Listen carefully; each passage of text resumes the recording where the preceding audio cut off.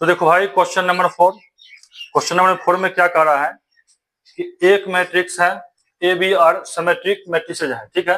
Prove that A B minus B is skew symmetric matrix. मतलब आपको ए और B दिया हुआ है, ठीक है, वो मैट्रिक्स है और कैसा मैट्रिक्स है, सिमेट्रिक मैट्रिक्स है। तो चलो सॉल्यूशंस,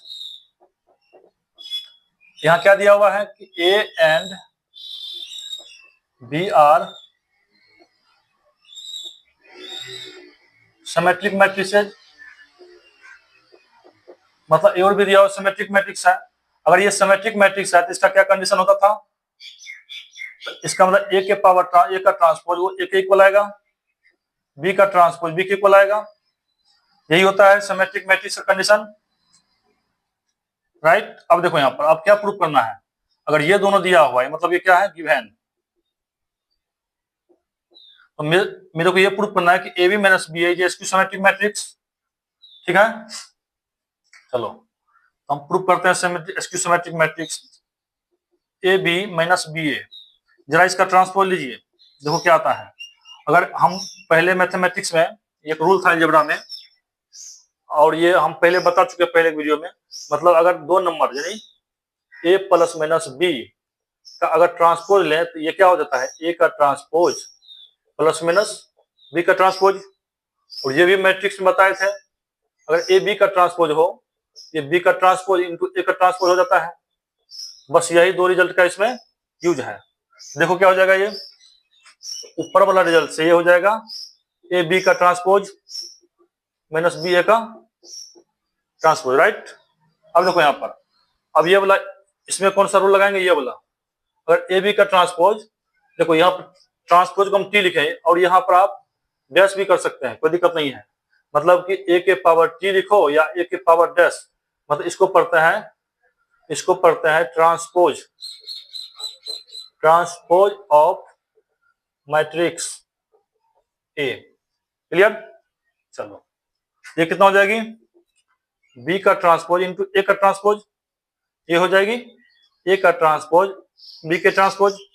अब देखो यहाँ अब दोनों को दोनों क्या सिमेट्रिक मैट्रिक्स है, तो ए के ट्रांसपोज की जगह हम ए दे सकते हैं, तो बी के ट्रांसपोज इंटू ए बी का ट्रांसपोज, सॉरी ए के ट्रांसपोज हो गया यहाँ पर, बी के ट्रांसपोज की जगह हम दे सकते हैं बी, यही रखो, ए के ट्रांसपोज की जगह ये रखो और ये बी, या बी के ट्रांसपोज बी के इक्वल है, कोई दिक्कत यहाँ तक।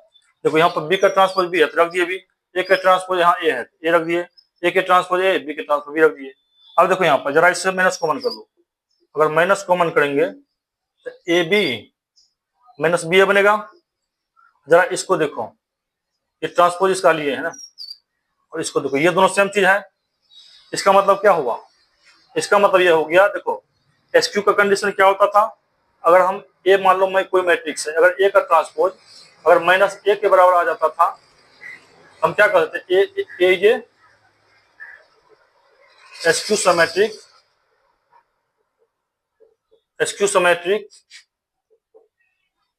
मैट्रिक्स। इसका मतलब ये हुआ, अगर ये मैट्रिक्स का ट्रांसपोज किया तो इसके नेगेटिव के बराबर आ गया, इसका मतलब ए बी माइनस बी क्या हो गया, एसक्यू सिमेट्रिक मैट्रिक्स। तो हेंस यहां से प्रूफ हो गया आपका A B minus B A is a skew symmetric matrix proved. चलो तो बच्चों इसे नोट करो, और देखो कोई भी वीडियो में अगर कोई तरह का प्रॉब्लम है तो आप कमेंट जरूर कीजिए, ताकि कमेंट करने से ये पता चलता है कि मेरा वीडियो बच्चे अच्छा से पढ़ते हैं कि नहीं और अच्छा वीडियो बन रहा है कि नहीं, ठीक है। और लाइक और सब्सक्राइबर भी कर दीजिए, तो इसे नोट करो।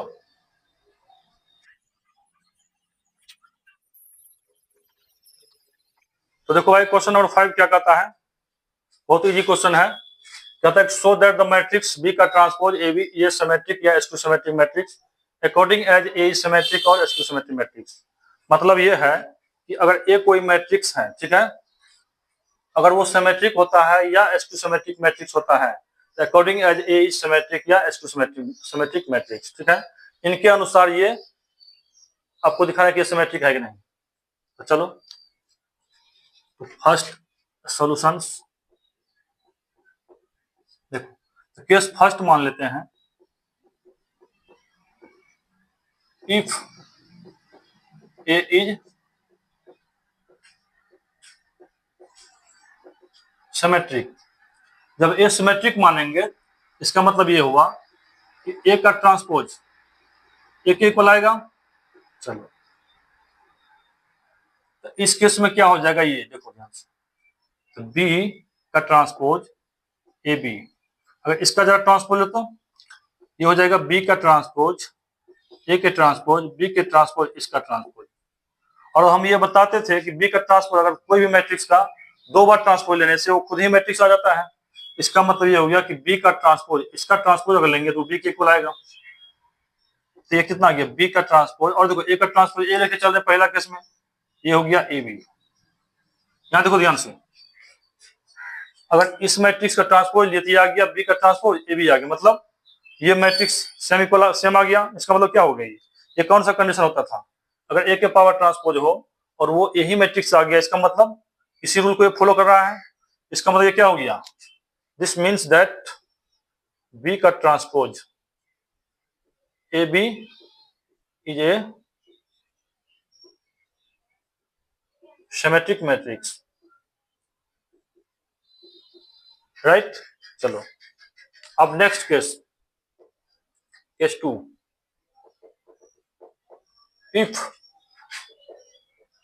A is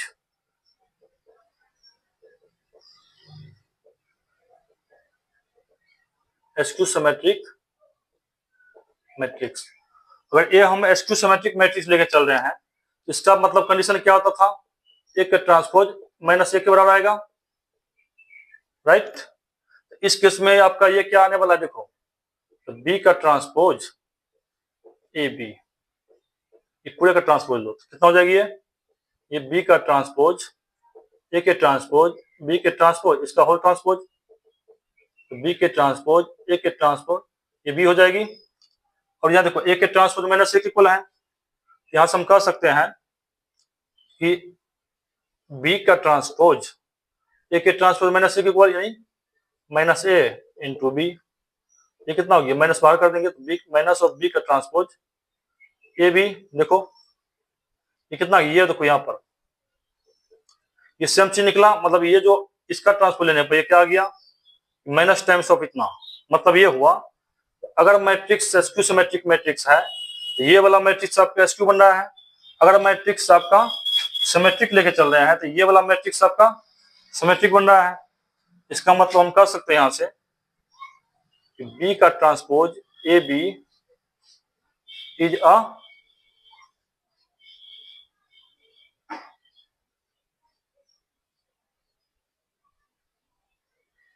skew symmetric matrix, right. तो इस तरह से इस क्वेश्चन का भी सॉल्यूशन हो गया। यही कहता था इसमें, अगर प्रूफ करना है कि अगर ये मैट्रिक्स अगर सिमेट्रिक है या स्क्यू है, अकॉर्डिंग ये किस पर डिपेंड करेगा, ए अगर सिमेट्रिक है तो ये आपका सिमेट्रिक होगा, अगर ए आपका स्क्यू में सिमेट्रिक मैट्रिक्स होता है तो ये आपका स्क्यू सिमेट्रिक मैट्रिक्स होगा, राइट। ये आपको क्वेश्चन में कहता था। चलो तो नोट करो।